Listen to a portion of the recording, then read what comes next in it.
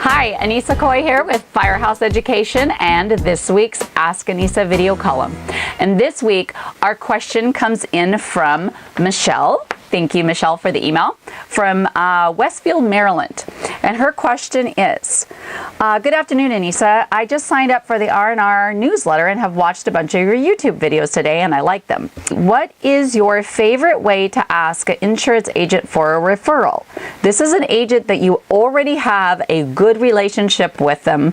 They know you and your company, what you offer and your referral program, but they have yet to send you any business. Ooh, good question, Michelle.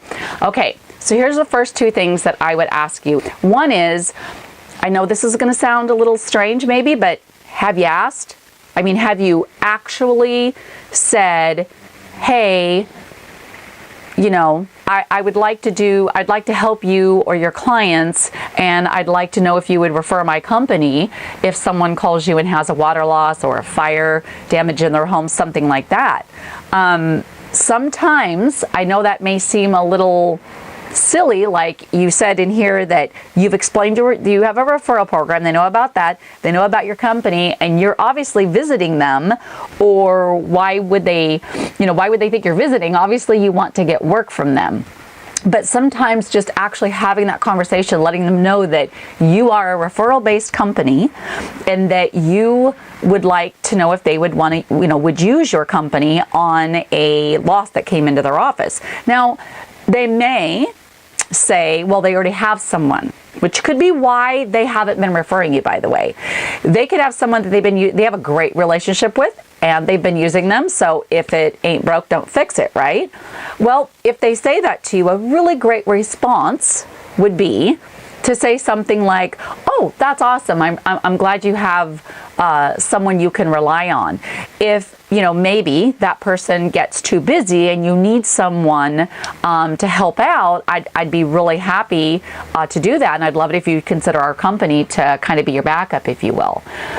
That's a very interesting thing to say, and when I've said that before to different agents, it's actually opened up some interesting conversations. And what I really found out was, yes, they did have someone they were referring, and yes, they've been doing it for a long time and had a relationship with them, but they weren't really happy. They weren't really ecstatic about their clients' feedback they were getting about this company, that sort of thing. So that's just something to think about. The second thing I'm going to tell you to do is, are you leveraging your testimonials properly?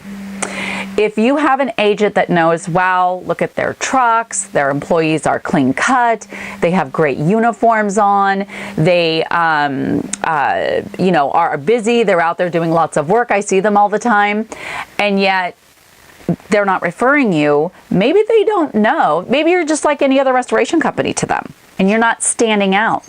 The way you're going to stand out is to leverage your testimonials in your marketing, and especially to your agents, and especially video. I cannot stress video enough, but leverage those testimonials to the agent so that they get to see firsthand from someone else's mouth, which is your last client, just how amazing your company is and how well you are going to potentially treat their client when they refer them.